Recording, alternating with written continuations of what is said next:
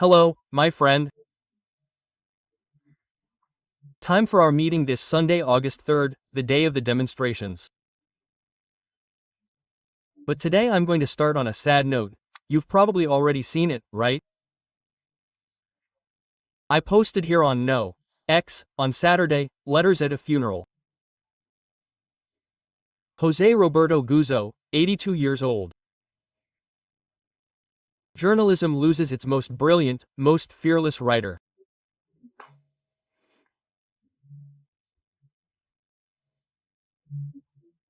Guzzo boosted Veja, inspired Oeste, valued Estadão, Gazeta do Povo, was a model of attentive and critical journalism, and remains an inspiration to us.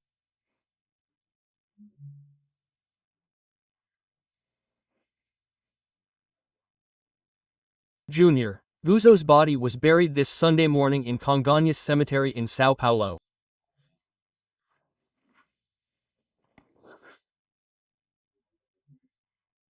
Well, on a day like today, in 1920, at the Belgium Olympics in Antwerp, Brazil won its first gold medal.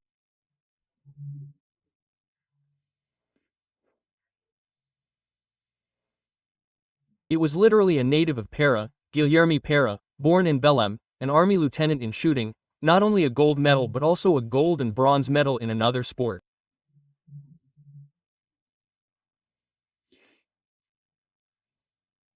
He shot with his revolver. The team passed by. It was on a merchant ship that arrived in Lisbon. They took a train, stole the team's weapons, not his, right? Well, but he's better known in Europe than in Brazil. He died in Rio de Janeiro at the age of 83. He was a lieutenant with a beard at the time. Today, there's only one military family that has express authorization to maintain the tradition of wearing a beard. Well, on August 3, 1936, another Berlin Olympics, 100 meters, Jay Owens, a black champion, defeated the Germans, the superior race at the time. Hitler was in the stands watching the victory of an American, a black man.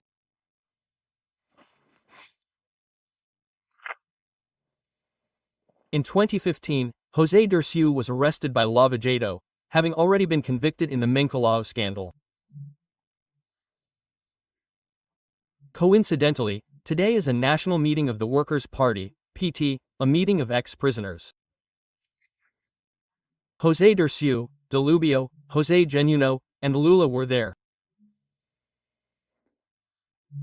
Well, let's get to what's happening these days, especially today. Remember to subscribe and at the end, like or dislike.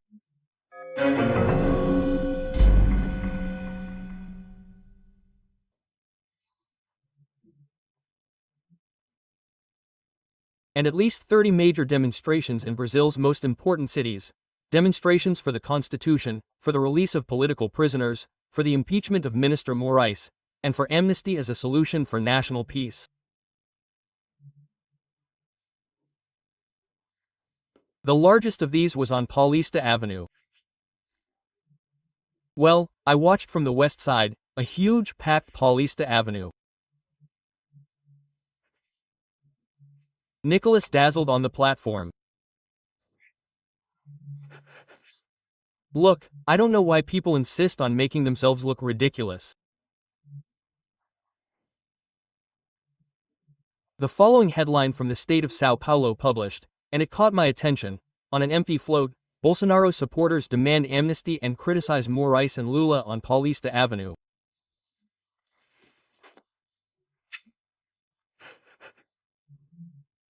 The float really didn't have a crowd on top of the float. It was a crowd on Paulista Avenue, without Bolsonaro, without governors, just a single people.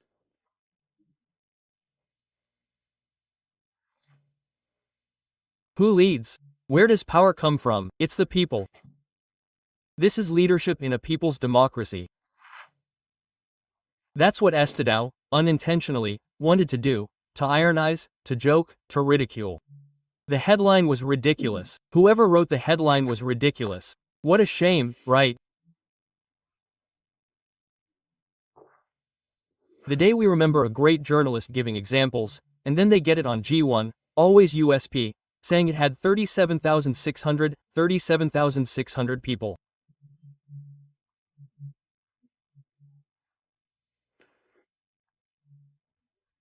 I saw that mass and did the calculation, knowing the measurements. Width 55 meters, corner to corner 100 meters, 5,500 square meters. Look. I looked, everyone's cramped, 4 per square meter. There are already corners. Corners already have 20,000. Then you look at how many corners there are. You'll get somewhere between 200,000 and 300,000, not 37,600, right? But anyway, that's secondary. Partner in Escavalcante, the place leader in the chamber speaking, remembered this ridiculous thing. But Nicolas Ferreira was brilliant. Here in Brasilia it was packed too. Hey, it was in the morning, local deputies, plus retired Judge Sebastião Coelho, right?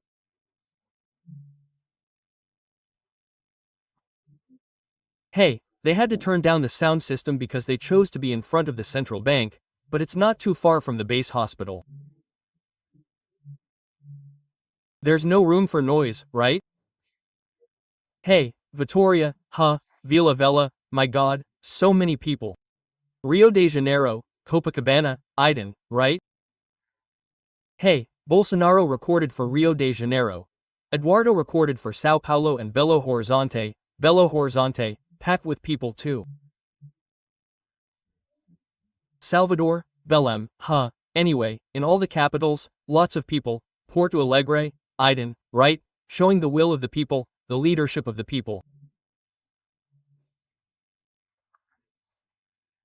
It seems the people have already gotten rid of magnites, which help get rid of the fear of going out on the streets and being arrested, going to prison and getting 17 years in prison.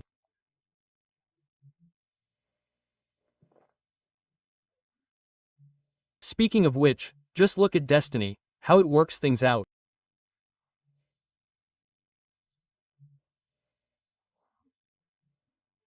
The Magnitsky law, Sergei Magnitsky, who was imprisoned, tortured, today it's Daniel Silveira with a leg problem, life-threatening.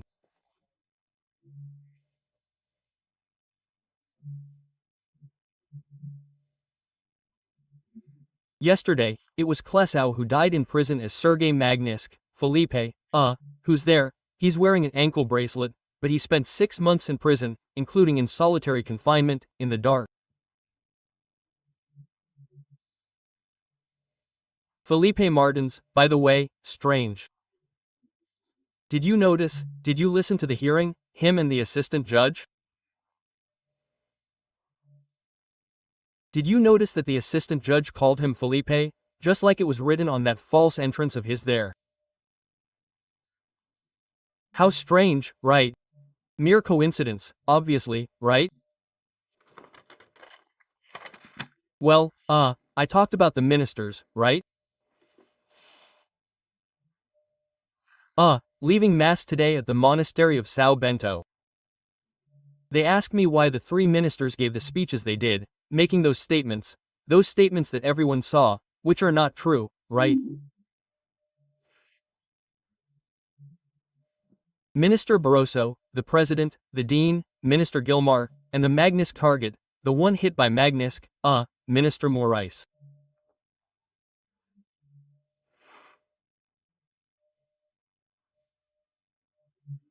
I replied, well, they prefer to believe the courtiers, and the courtiers are the biggest traitors because they don't tell the truth so they can applaud.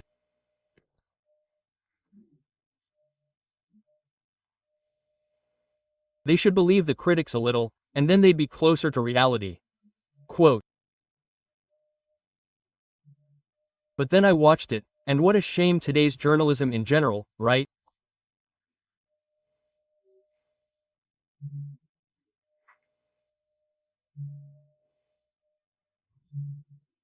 On the day we buried one of the greats of journalism, I even remembered, that episode, of the philosopher from Paraíba, Pernambuco, Sakuna, Ariano Sakuna, when he talks about Chimbinha.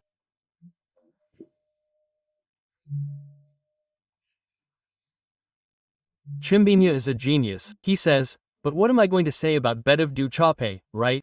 If Zembim is a genius. Then I remembered, right?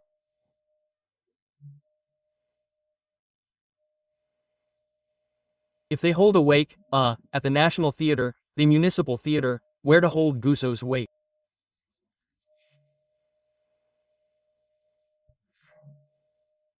We'll have to build a pyramid, then, right?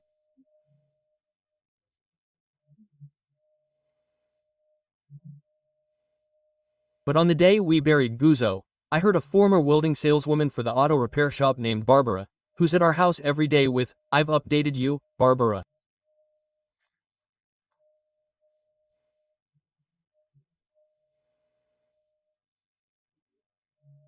She took the 3 speeches and did what every journalist should, because that's a journalist's job.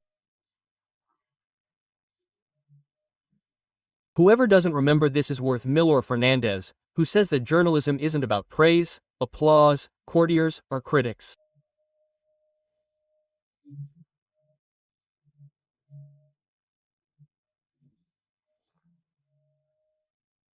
Journalism exists to defend society, to those who believe in journalism, to show what's wrong with the state, which is our great servant and enforcer of laws, etc.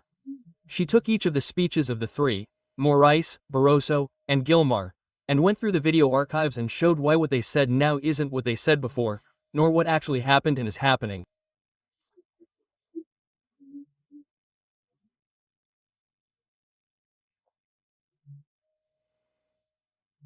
She did what journalism should do, she's teaching.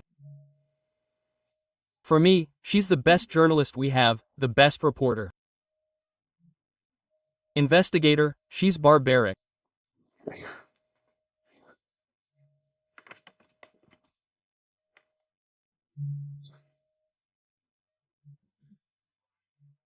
Well, Magnitsky Law. I also posted a little about the Magnitsky Law on X. Just to remind you, the Magnitsky Law won't save Brazil, because those who can restore fundamental freedoms and the Constitution are Brazilians.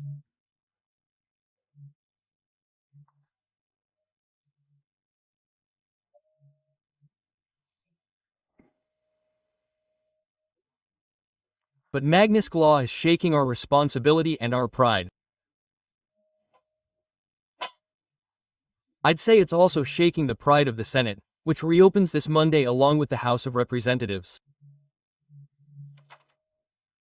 The House of Representatives has an amnesty bill to examine, to think about what we have there.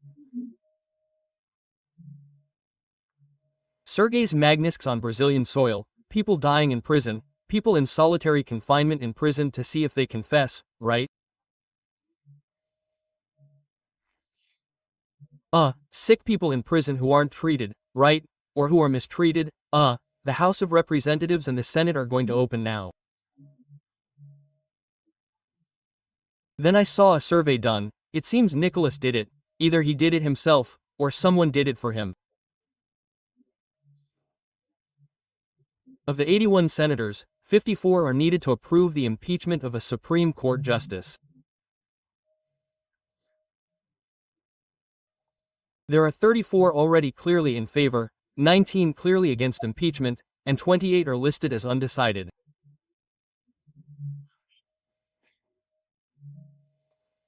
So, if not, of these 28, if 20 don't come out in favor of the impeachment, there will be no impeachment in the Senate.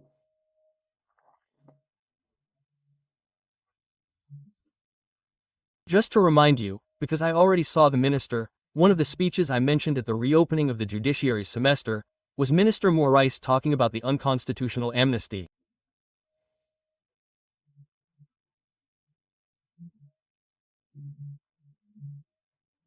It's not written in the Constitution, in Article 48. 48. It's up to the National Congress to grant amnesty.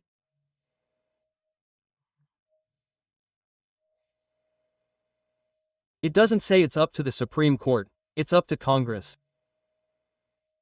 Therefore, it's not up to the Supreme Court to deny amnesty, because it's up to Congress to grant the amnesty in Brasilia.